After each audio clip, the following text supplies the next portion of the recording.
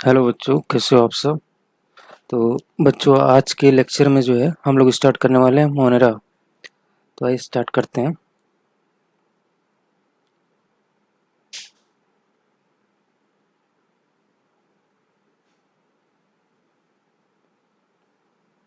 देखो बच्चों, जो मोनेरा होते हैं ना, वो प्रोकैरियोट्स होते हैं। ठीक है। और ये यूनिसेलुलर होते हैं।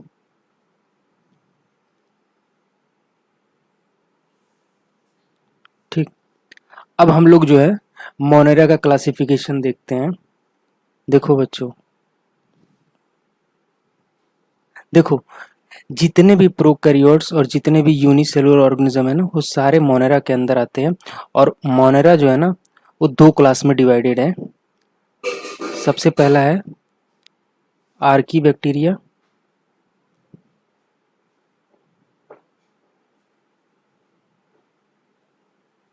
और दूसरा है यू बैक्टीरिया। ठीक है। जो यू बैक्टीरिया होते हैं ना, इनको बोलते हैं हम लोग ट्रू बैक्टीरिया।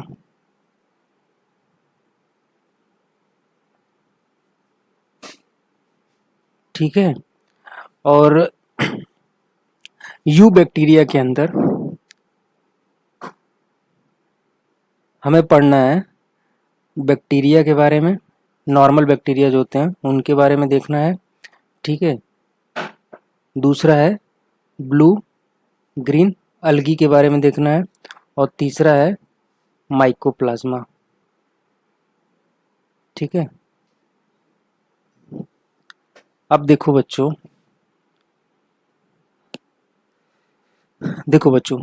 ये जो यू बैक्टीरिया ना, इसको ट्रू बैक्टीरिया इसलिए कहा गया है ना, क्योंकि एक नॉर्मल बैक्टीरिया के लिए जैसे सेल की रिक्वायरमेंट होती है ना, वो सारी यू बैक्टीरिया के अंदर होती है। बट जो आर्की बैक्टीरिया है ना, इनका सेल वॉल, इनका सेल मेम्ब्रेन, ठीक है, उनका जो बायोकेमिस्ट्री है ना, वो यू बैक्टीरिया के सिमिलर नहीं होती है। ठीक है। और ये जो है ना, जो आर्की बैक्टीरिया है, इनका जो इवोल्यूशनरी हिस्ट्री है ना, ठीक है, जो इवोल्यूशनरी हिस्ट्री है वो यू बैक्टीरिया से डिफरेंट है। ठीक है। और ये जो आर्की बैक्टीरिया है ना, वो काफ़ी हार्श इन्वायरमेंट में भी सर्वाइव कर सकते हैं, बट यू बैक्टीरिया उतना हार्श इन्वायरमेंट में नहीं सर्वाइव कर सकता है। यही सब डिफरेंस होने की वजह से ना, मोनेरा को दो क्लासेस में डिवाइड कर दिया गया है। ठीक है। एक आर्की बैक्टीरिया हो गया और दूसरा यू बैक्टीरिया हो गया। ठीक। सबसे पहले हम लोग यू बैक्टीरिया के बारे में देखेंगे और उसके अंदर भी बैक्टीरिया के बारे में देखेंगे। ठीक है। और हम लोग यू बैक्टीरिया कंप्लीट करने के बाद आर्की बैक्टीरिया देखेंगे। तो सबसे पहले हम लोग क्या करते हैं, नॉर्मल बैक्टीरिया से स्टार्ट करते हैं।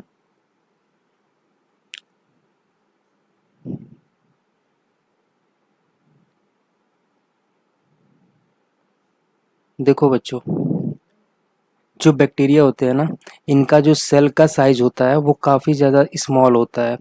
उसका साइज नियर अबाउट 0.2 से लेकर के 2 माइक्रोमीटर तक होता है।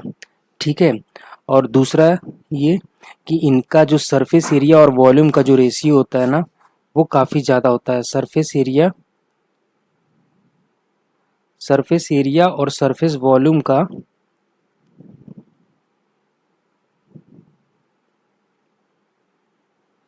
सरफेस एरिया और सरफेस वॉल्यूम का जो रेशियो है ना, वो काफ़ी ज़्यादा होता है। ठीक है। और ऐसा क्यों होता है बच्चों, क्योंकि सरफेस एरिया में जो है आर का स्क्वायर आता है, मतलब रेडियस का स्क्वायर आता है, और वॉल्यूम में आर क्यूब आता है। तो जैसे ही सेल का साइज बढ़ता है, ठीक है, या यूं कहें कि सेल का रेडियस अगर बढ़ता है, तो क्या होता है कि सरफेस एरिया उतना तेजी से नहीं बढ़ता है जितना वॉल्यूम बढ़ता है। ठीक है। तो इससे होता क्या है कि अगर सपोज वॉल्यूम ज़्यादा बढ़ जाता है, ठीक है, सेल का अगर वॉल्यूम ज़्यादा बढ़ जाता है और सरफेस एरिया कम है, ठीक है, तो होगा क्या कि जैसे कि वॉल्यूम है, तो वॉल्यूम का मतलब होगा कि जैसे वो सेल का रिक्वायरमेंट, ठीक है, अगर सेल का रिक्वायरमेंट ज़्यादा है बट ये जो सरफेस एरिया है, या यूँ कहें कि ये जो एंट्री एंट्री का जो एरिया है वो कम है, तो उससे क्या होगा कि सेल का जो रिक्वायरमेंट है वो काफ़ी ज़्यादा है बट जो एंट्री का एरिया है वो कम है। तो उससे क्या होगा कि जो भी ज़रूरत की न्यूट्रिशन होगी, ठीक है, उतना नहीं आ पाएगा जितना सेल को ज़रूरत है, और उनका एक्सक्रीशन भी उतना प्रॉपर्ली नहीं हो पाएगा। तो इससे क्या होगा कि स्टेडी लाइफ साइकिल या फिर नॉर्मल लाइफ साइकिल जो है सेल परफॉर्म नहीं कर पाएगा, और वो जो है डेड हो जाएगा। ठीक है बच्चों, तो इसी वजह से क्या होता है ना, मैक्सिमम सेल की जो साइज होती है ना वो काफ़ी छोटी होती है। उससे क्या हो जाता है कि उनका सरफेस एरिया बढ़ जाता है, बट वॉल्यूम जो है कम रहता है। तो वॉल्यूम कम है मतलब रिक्वायरमेंट सेल का कम होगा, बट उनका जो एंट्री का एरिया वो काफ़ी ज़्यादा है। तो ईजिली जो न्यूट्रिशन की ज़रूरत है वो ईजिली आ सकता है, और एक्सक्रीशन में भी आसानी होगा। तो सेल जो है अपना एक नॉर्मल लाइफ साइकिल मेंटेन कर सकता है। और दूसरी बात ये है कि बच्चों, बैक्टीरिया का अगर उनका सेल का साइज अगर छोटा है तो उससे क्या होगा कि वो अपना जो पैथोजेनिक एक्शन है, जो होस्ट के अंदर डिजीज कॉजिंग एक्शन है, वो इजीली परफॉर्म कर लेंगे। क्योंकि उनका अगर सेल का साइज छोटा है तो होस्ट के अंदर वो कम स्पेस के अंदर इजीली रह सकते हैं, और बिना होस्ट के इम्यून सिस्टम के अंडर आए, ठीक है, वो इजीली सरवाइव कर सकते हैं, अपनी लाइफ साइकिल को मेंटेन कर सकते हैं। ठीक है बच्चों, तो आइए आगे देखते हैं। अब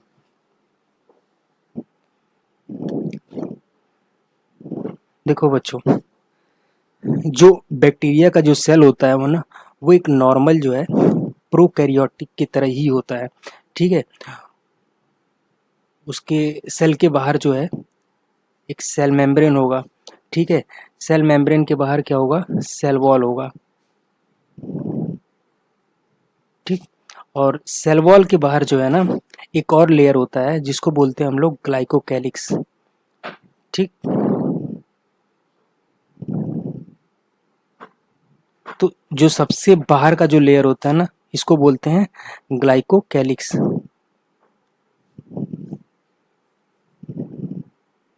ग्लाइकोकैलिक्स, उसके अंदर का जो लेयर होता है उसको बोलते हैं सेल वॉल। ठीक है, और सबसे इनर जो लेयर होता है उसको बोलते हैं सेल मेम्ब्रेन।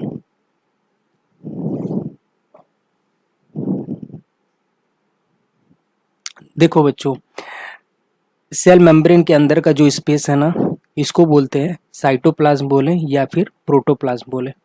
ठीक है, प्रोटोप्लाज्म। देखो बच्चों, ये जो प्रोटोप्लाज्म होता है ना इसके अंदर क्या होता है, सारे बायोमॉलिक्यूल्स होते हैं। सारे बायोमॉलिक्यूल्स का मतलब हो गया कि protein, carbohydrate, fat, vitamins, minerals और न्यूक्लिक एसिड। ठीक है, ये सारी चीज़ें प्रेजेंट होती हैं।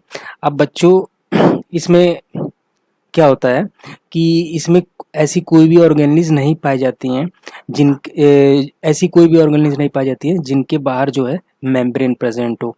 ठीक है, तो इनके पास सिर्फ वही ऑर्गेनिज प्रेजेंट होगी जिनमें मेम्ब्रेन ना हो। ठीक है, जैसे कि राइबोसोम हो गया।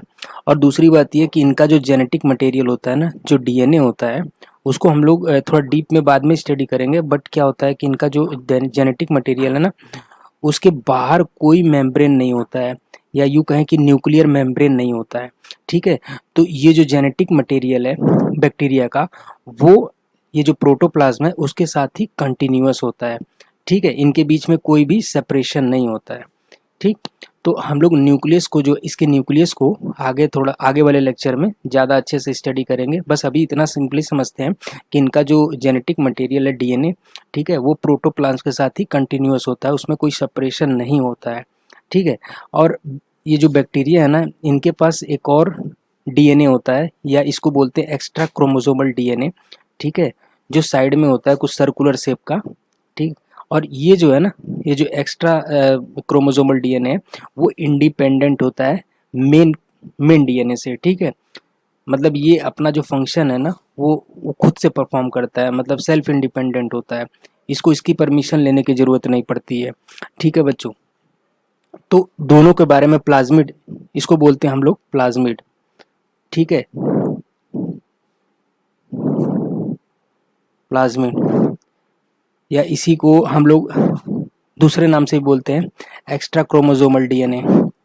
Extra chromosomal DNA, DNA.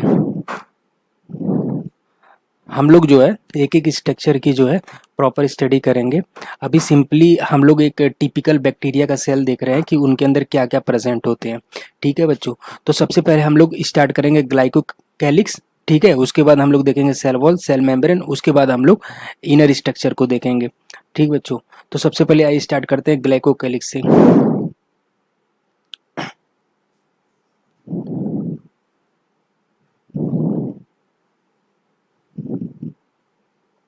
देखो बच्चों, ये जो ग्लाइकोकैलिक्स होता है ना, ये बना होता है पॉलीपेप्टाइड पॉलीपेप्टाइड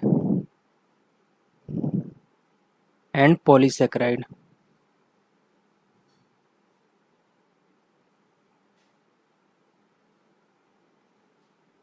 ठीक है, अब देखो, अगर अगर सिर्फ और सिर्फ पॉलीसेकेराइड प्रेजेंट है ना, तो उसको बोलते हैं स्लाइम लेयर। ठीक है, स्लाइम लेयर।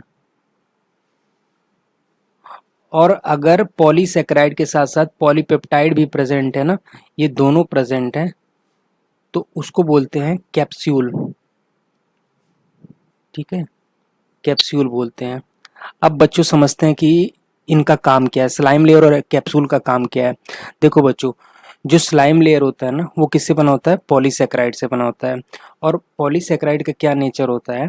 ये जो है ना विस्कस होता है। विस्कस मतलब हो गया कि सेमी सॉलिड होता है, म्यूकस की कोटिंग होती है। ठीक है, उसके ऊपर म्यूकस की कोटिंग होती है। तो इससे क्या होता है ना कि जब बैक्टीरिया अपने होस्ट के अंदर जाता है और उसको अगर पैथोजेनिक एक्शन परफॉर्म करनी है, तो क्या होता है ना कि जैसे कि ये बैक्टीरियल सेल है, ठीक है, और जो सबसे बाहर का लेयर है वो स्लाइम लेयर है। इस पे क्या होगा? म्यूकस की कोटिंग होगी। ठीक है, स्टिकी नेचर होगा। तो क्या होगा कि यहाँ पे बहुत सारे जम्स इसके ऊपर आकर के इकट्ठा हो जाएंगे।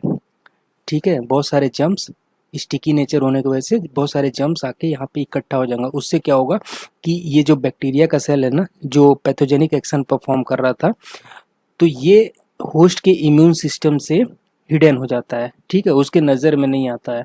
ठीक, तो उससे क्या होता है कि होस्ट के इम्यून सिस्टम से ये खुद को प्रिवेंट कर लेता है। ठीक है, और ये जो है अपना जो लाइफ साइकिल है, अपना डिजीज कॉजिंग एक्शन है, वो इजीली परफॉर्म कर सकता है। ठीक, और दूसरा दूसरा ये कि ये इतना इसकी कोटिंग की वजह से ना, ये स्लाइम लेयर की कोटिंग की वजह से ये क्या होता है, इजीली डेसिकेट नहीं होता है। ठीक है, तो इतना इजीली ये डिस्ट्रॉय नहीं होता। और दूसरी बात ये कि ये जो स्लाइम लेयर है, इसके बाहर जो है कभी कभी जो है कैल्शियम और मैग्नीशियम भी प्रेजेंट होता है। ठीक है, कैल्शियम और मैग्नीशियम प्रेजेंट होता है। और जहाँ पे भी ये पॉजिटिव आयन प्रेजेंट होंगे ना, वहाँ पे क्या होगा, ये वाटर को अट्रैक्ट करेंगे अपने पास में, ये वाटर को अट्रैक्ट कर लेंगे। उससे क्या होगा कि ये क्या क्या होगा कि वाटर यहाँ पे अट्रैक्ट हो जाएंगे। उससे क्या होगा कि ये इजीली फ्लो भी कर सकता है। ठीक है, इजीली मूव कर सकता है होस्ट बॉडी के अंदर। ठीक है बच्चों, तो हमने देखा कि स्लाइम लेयर का क्या काम होता है। अब देखते हैं कैप्सूल। ये जो कैप्सूल होता है ना, इसके इसके अंदर क्या होगा, पॉलीपेप्टाइड होगा और पॉलीसेकेराइड दोनों होगा। तो ये स्लाइम लेयर का तो काम करेगा ही, उसके साथ क्या होगा कि ये जो कैप्सूल जो होता है, वो काफ़ी हार्ड नेचर होता है पॉलीपेप्टाइड की वजह से।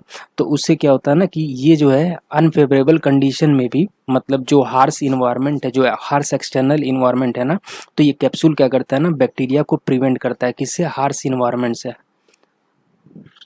हार्श इन्वायरमेंट से।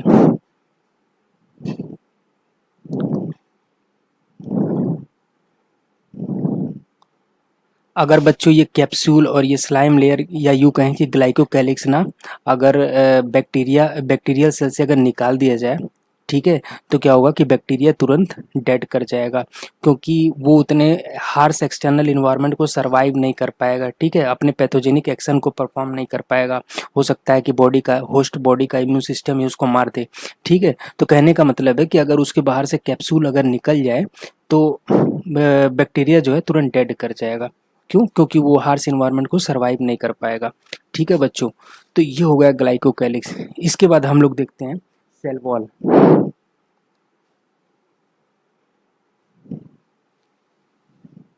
सेल वॉल, देखो बच्चों,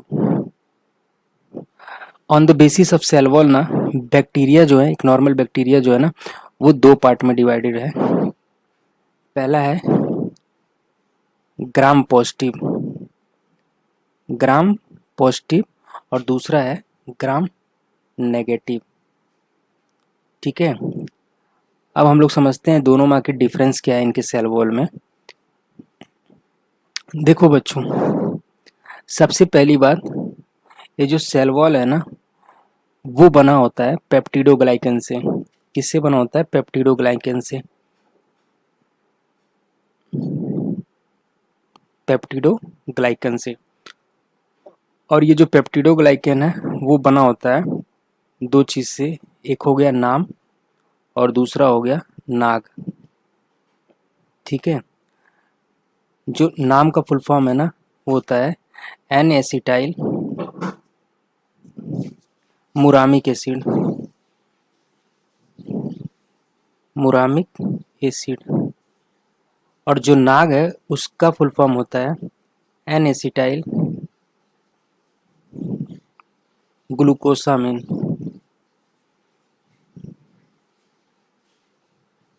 ठीक है, तो जो पेप्टिडोग्लाइकन होता है ना, वो दो चीजों से बना होता है, नाम और नाग।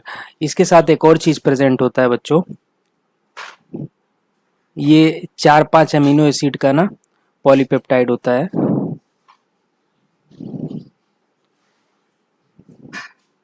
पॉलीपेप्टाइड होता है जो कि 4-5 अमीनो एसिड से बना होता है। ठीक है, तो ये जो है एक नॉर्मल कंपोजिशन है सेल वॉल का। ठीक है बच्चों, जो बैक्टीरियल सेल वॉल है ना, उसका नॉर्मल कंपोजिशन क्या है? पेप्टिडोग्लाइकन। और पेप्टिडोग्लाइकन किससे बना होता है? नाम और नाग से। और उसके साथ जो है कुछ अमाउंट में पॉलीपेप्टाइड भी होता है जो कि 4-5 अमीनो एसिड से बना होता है। ठीक है, 4-5 अमीनो एसिड, बहुत बड़ा चेन नहीं होता है। ठीक है बच्चों, अब देखते हैं कि ग्राम पॉजिटिव और ग्राम नेगेटिव में क्या डिफरेंस है। तो आइए देखते हैं। सबसे पहला ग्राम पॉजिटिव और दूसरा है ग्राम नेगेटिव। देखो बच्चों, जब हम लोग ग्राम स्टेनिंग करते हैं ना, जब हम लोग बैक्टीरिया की ग्राम स्टेनिंग करते हैं, तो क्या होता है, ये जो पेप्टिडोग्लाइकन है ना, ग्राम पॉजिटिव के अंदर इसका कलर जो है पर्पल हो जाता है। ठीक है, कौन सा कलर हो जाता है? पर्पल। और ग्राम नेगेटिव में क्या होता है? पिंक हो जाता है। ठीक है, ये जो है बेसिक डिफरेंस है। अब मेन डिफरेंस देखते हैं। देखो, जो ग्राम पॉजिटिव होते हैं ना, इनका जो सेल वॉल होता है उसका जो मेजर कंपोजिशन होता है वो होता है पेप्टिडोग्लाइकन। ठीक है, पेप्टिडोग्लाइकन, जो कि होता है नियर अबाउट 80%। ठीक है, और इसके साथ कुछ अमाउंट में प्रेजेंट होता है टाइकोइक एसिड, टाइकोइक एसिड। ठीक, और कुछ अमाउंट में लिपिड भी प्रेजेंट होता है, करीब 3%। ठीक है, अब देखते हैं बच्चों, ये पेप्टिडोग्लाइकन आखिर सेल वॉल में कैसे प्रेजेंट होता है। तो देखो बच्चों, अब चूंकि पेप्टिडोग्लाइकन जो है 80% होता है ग्राम पॉजिटिव के अंदर, तो इसका मतलब है ये काफी ज्यादा थिक होगा। और पेप्टिडोग्लाइकन जो होता है ना, पेप्टिडोग्लाइकन जो होता है ना, उसका नेचर होता है हार्ड। ठीक है, काफी हार्डनेस प्रोवाइड करता है सेल वॉल को, क्योंकि ये जो है ना 80% है। 80% कहने का मतलब सेल वॉल जो है, जो मेजर कंपोजिशन है वो पेप्टिडोग्लाइकन है, तो ये क्या होता है ना, काफी ज्यादा थिक होता है। देखो बच्चों, कुछ इस तरीके से प्रेजेंट होता है।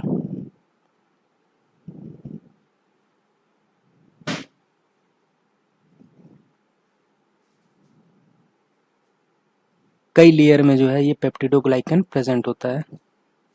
ठीक है,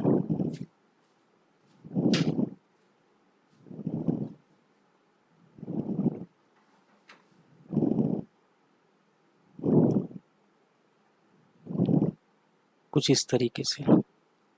ठीक,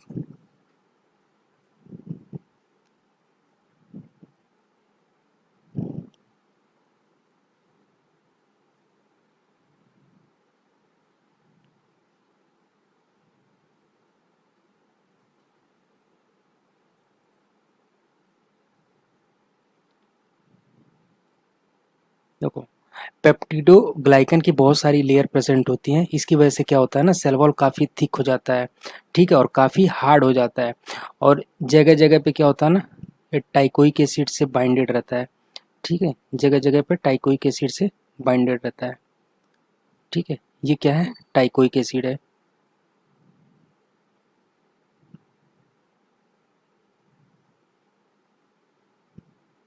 ठीक है बच्चों, तो ये हो गया ग्राम पॉजिटिव के सेल वॉल का कंपोजिशन। मैंने क्या कहा कि 80% पेप्टिडोग्लाइकन होता है, और पेप्टिडोग्लाइकन का नेचर क्या होता है ना, हार्ड, ठीक है, ये सेल वॉल को हार्डनेस प्रोवाइड करता है, ठीक।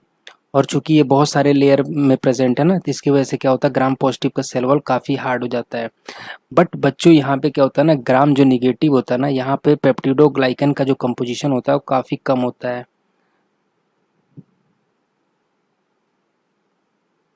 सिर्फ 11% ही होता है, ठीक है। और यहाँ पे क्या है ना, टाइकोइक एसिड एब्सेंट होता है, टाइकोइक एसिड जो है नहीं प्रेजेंट होता है। यहाँ पे कुछ अमाउंट में जो है लिपिड पॉलीसेकेराइड होता है, लाइपो पॉलीसेकेराइड,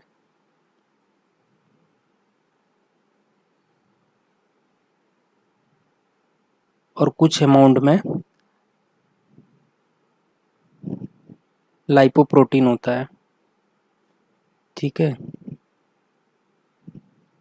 लाइपोप्रोटीन होता है। देखो बच्चों, ग्राम निगेटिव का जो सेल वॉल होता है ना, हमने ग्राम पॉजिटिव में देखा कि जो इनका सेल वॉल होता है ना, वो सिंगल, मतलब सिंगल वॉल होता है, सिर्फ एक ही वॉल होता है, और वो किससे बना होता है, पेप्टिडोग्लाइकन से, और जगह जगह पे बाउंडेड रहता है टाइकोइक एसिड से। बट इनका जो सेल वॉल होता है ना, उसमें दो वॉल प्रेजेंट होते हैं, एक आउटर होता है, एक आउटर होता है और एक इनर होता है, ठीक है, एक आउटर होता है और दूसरा इनर होता है।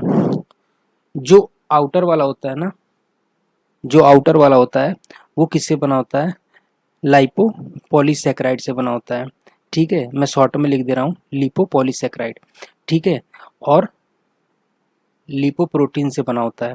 और जो इनर वाला जो लेयर होता है ना, वो किससे बना होता है, पेप्टिडोग्लाइकन से, पेप्टिडोग्लाइकन, ठीक है, पेप्टिडोग्लाइकन से बना होता है। तो आइए देखते हैं किस तरीके से प्रेजेंट होता है। देखो बच्चों, इनमें जो इनर वाला जो वॉल होता है ना, वो बना होता है बहुत ही थिन पेप्टिडोग्लाइकन के लेयर से बना होता है, कुछ यूं कहें कि सिंगल लेयर होता है, ठीक है, कुछ इस तरीके से, ठीक है। तो ये हो गया आपका इनर वॉल, हो गया सेल वॉल का इनर वॉल, हो गया इनर वॉल, हो गया। अब इसके बाहर क्या होता है ना, जो आउटर वॉल होता है, जो आउटर वॉल होता है ना, वो तीन लेयर में तीन लेयर में होता है, ठीक है। जो सबसे सबसे आउटर में होता है उसकी डेंसिटी काफ़ी कम होती है, कुछ इस तरीके से, उसकी डेंसिटी जो है ना काफ़ी कम होती है। बट जो अंदर के जो दो लेयर होते हैं, ठीक है, उनकी डेंसिटी काफ़ी ज़्यादा होती है, कुछ इस तरीके से। आप देख सकते हैं डेंसिटी में कितना डिफरेंस है, ठीक है। और जो जो इनर मोस्ट होता है, मतलब थर्ड लेयर हो गया, उसकी भी डेंसिटी काफ़ी ज़्यादा होती है, ठीक है,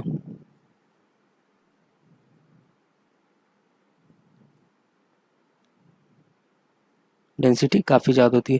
तो ये हो गया आपका फर्स्ट लेयर हो गया, ये हो गया सेकेंड लेयर हो गया, और ये हो गया आपका थर्ड लेयर हो गया, थर्ड लेयर हो गया, ठीक है। तो इसमें से आप देख सकते हो कि जो सबसे बाहर का जो होता है लेयर, उसकी डेंसिटी आप देख रहे हो कि काफ़ी कम है, ठीक है, और अंदर की जो दो लेयर है उसकी डेंसिटी काफ़ी ज़्यादा है, ठीक है।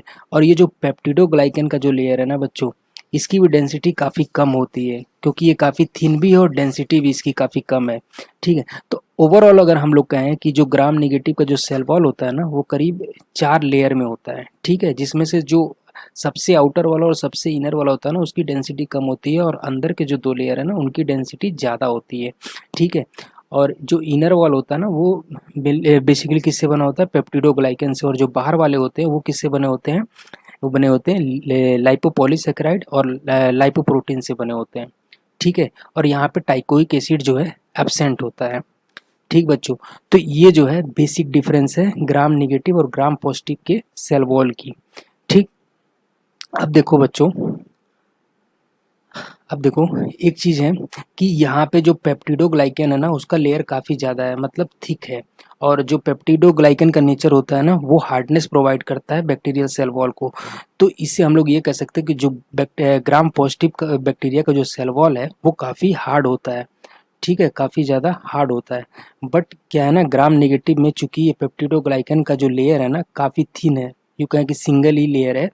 ठीक है, तो इससे क्या होगा, हार्डनेस तो कम होगा, लेकिन साथ में क्या है, इसके साथ लाइपोपॉलीसेकेराइड और लाइपोप्रोटीन प्रेजेंट है जिनका नेचर होता है इलास्टिक नेचर। ठीक है, तो ये इनका जो सेल वॉल होता है ना उसमें कुछ हद तक जो है इलास्टिक नेचर होता है, हार्डनेस थोड़ा बहुत होता है और इलास्टिक नेचर होता है। ठीक, तो तो बच्चों ये जो है बेसिक से डिफरेंस है ग्राम पॉजिटिव और ग्राम नेगेटिव के सेल वॉल की। अब एक और चीज़ है बच्चों, ये जो ग्राम पॉजिटिव बैक्टीरिया है ना ये जो है ना ज़्यादा ससेप्टिबल है।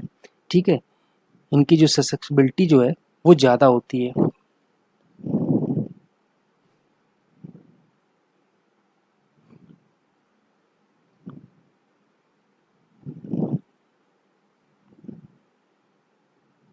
ससेप्टिबिलिटी जो है ना वो मोर होती है, बट यहाँ पे जो है ना लेस होती है। ससेप्टिबिलिटी की मोर होने का क्या मतलब है कि बैक्टीरिया जो है ना इजीली जो है ना इंजर्ड हो सकती हैं, इजीली जो है इंजर्ड हो सकती हैं, क्योंकि इनका जो है सेल वॉल तो काफ़ी थिक है, बट जो है उनके अंदर कोई इलास्टिक नेचर नहीं है।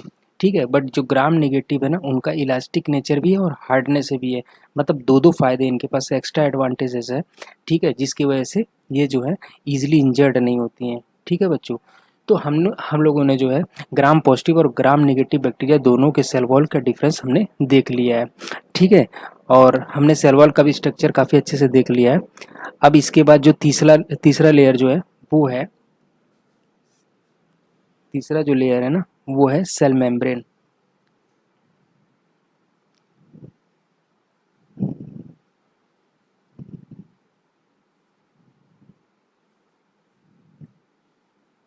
सेल मेम्ब्रेन,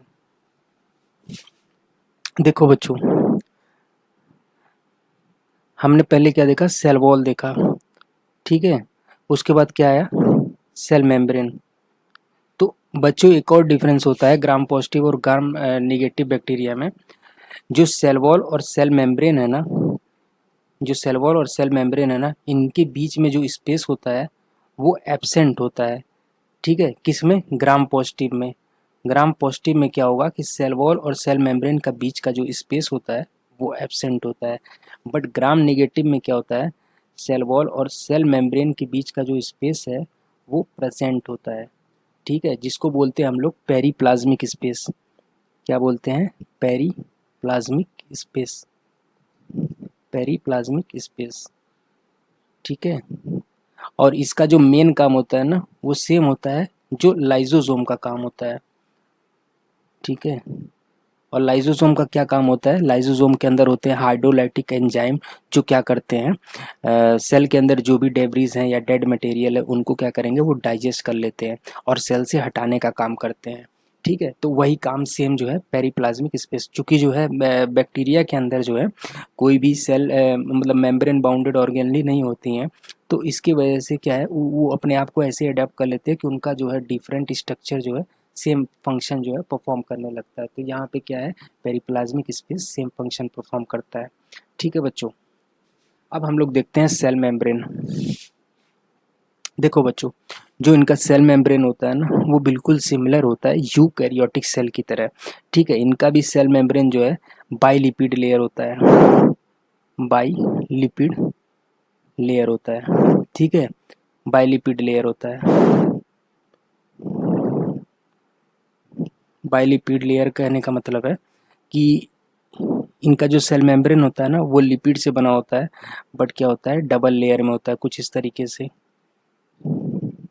ये लिपिड का सिंगल लेयर हो गया। ठीक है, और ये जो है लिपिड का दूसरा लेयर हो गया। ठीक है, दोनों को मिला दिए तो क्या हो गया, लिपिड बाइलेयर होता है। और बच्चों इसमें क्या होता है ना, कुछ जगह पे क्या होता है, प्रोटीन प्रेजेंट होता है, प्रोटीन का चैनल प्रेजेंट होता है। और ये जो प्रोटीन का जो चैनल है ना, वो 3 तरीके से प्रेजेंट हो सकता है। ठीक है, पहला ये कि वो जो आउटर इन्वायरमेंट और इनर इन्वायरमेंट दोनों को टच करता हो। ठीक है, और कुछ ऐसे प्रोटीन मिलेंगे ना जो एकदम मिडिल में होंगे, जो न तो आउटर इन्वायरमेंट न तो इनर इन्वायरमेंट दोनों को नहीं टच करते होंगे। कुछ ऐसे भी प्रोटीन मिलेंगे जो क्या होगा, सिर्फ इनर इन्वायरमेंट को टच करेंगे बट आउटर को नहीं टच करेंगे। और कुछ ऐसे मिलेंगे जो आउटर इन्वायरमेंट को टच करेंगे बट इनर को नहीं। तो ये होता है ना सेल मेम्ब्रेन का स्ट्रक्चर बैक्टीरिया के अंदर। ठीक है, अब देखो बच्चों, जो यू बैक्टीरिया होते हैं ना, उनके अंदर उनके अंदर क्या है कि सेल मेम्ब्रेन का क्या होता है, बाइलिपिड लेयर होता है। बट जो आर्की बैक्टीरिया है ना, उनके अंदर क्या होता है, ये जो बाइलिपिड है ना, वो बाइलिपिड नहीं होता है, वहाँ मोनोलिपिड का लेयर होता है। ठीक है, इसीलिए आर्की बैक्टीरिया जो है ना, ट्रू बैक्टीरिया से डिफरेंट होते हैं। वहाँ पे लिपिड के 2 लेयर नहीं पाए जाते हैं, वहाँ सिंगल लेयर ही पाया जाता है। और वहाँ उनके सेल वॉल में पेप्टिडोग्लाइकन की जगह कुछ और ही पाया जाता है। ठीक है, इसीलिए एक नॉर्मल बैक्टीरिया से वो काफ़ी डिफरेंट होते हैं। और वो काफ़ी हार्श इन्वायरमेंट में सर्वाइव कर सकते हैं, एक्सट्रीम इन्वायरमेंट का है वहाँ पे सर्वाइव कर सकते हैं। ठीक है, इसीलिए उनको एक डिफरेंट कैटेगरी के अंदर डाला गया है। तो बच्चों, हम लोगों ने देख लिया कि एक नॉर्मल बैक्टीरिया का जो सेल मेम्ब्रेन होता है वो क्या होता है, बाइलिपिड का लेयर होता है। और वहाँ पे क्या होता है, प्रोटीन प्रेजेंट होते हैं। 3 डिफरेंट तरीके से हमने देखा कि प्रोटीन वहाँ पे कैसे कैसे प्रेजेंट हो सकते हैं। ठीक है बच्चों, अब देखो बच्चों, एक और चीज़ होता है, जैसे कि बैक्टीरिया का सेल मेम्ब्रेन है ना, तो क्या होता है ना, कहीं कहीं जो है ये जो सेल मेम्ब्रेन है वो क्या करता है, इनर फोल्डिंग से कुछ सैक लाइक स्ट्रक्चर बना लेता है। ठीक है, इनर फोल्डिंग से क्या करता है, सैक लाइक स्ट्रक्चर बना लेता है, जिसको बोलते हैं हम लोग मीजोजोम। क्या बोलते हैं, मीजोजोम। ठीक है, इस मीजोजोम का क्या काम होता है, इसका जो मेन फंक्शन होता है ना, वो रेस्पिरेशन का होता है, रेस्पिरेशन का होता है। और रेस्पिरेशन में क्या रिक्वायर होता है, ऑक्सीजन रिक्वायर होता है। ठीक है बच्चों, और रेस्पिरेशन में क्या रिक्वायर होता है, ऑक्सीजन रिक्वायर होता है। अब देखो यहाँ हो क्या रहा है, ये जैसे सेल मेम्ब्रेन है। ठीक है, अब सेल मेम्ब्रेन क्या कर रहा है, इनर फोल्डिंग से क्या कर रहा है, सरफेस एरिया को ही तो बढ़ा रहा है। ठीक है, इनर फोल्डिंग से क्या कर रहा है, सरफेस एरिया बढ़ा रहा है। अब सरफेस एरिया अगर बढ़ेगा तो क्या होगा, ऑक्सीजन जो है सरफेस एरिया के थ्रू इजिली इनसाइड में पास कर सकते हैं ना। तो क्या होगा कि ऑक्सीजन जब बढ़ेगा तो क्या होगा, रिस्पायरेशन स्टार्ट हो जाएगा। तो ये जो मीजोजोम है ना, इसका जो मेन फंक्शन है वो रिस्पायरेशन में, क्यों, क्योंकि ये सरफेस एरिया बढ़ा करके क्या कर रहा है, ऑक्सीजन के आने के लिए मतलब एंट्री के लिए एरिया बढ़ा रहा है। ठीक है बच्चों, तो जिससे क्या होगा कि इजीली जो है रिस्पायरेशन परफॉर्म किया जा सकता है। ठीक है बच्चों, अब इसके आगे का जो लेक्चर है ना बच्चों, नेक्स्ट वीडियो में हम लोग देखेंगे।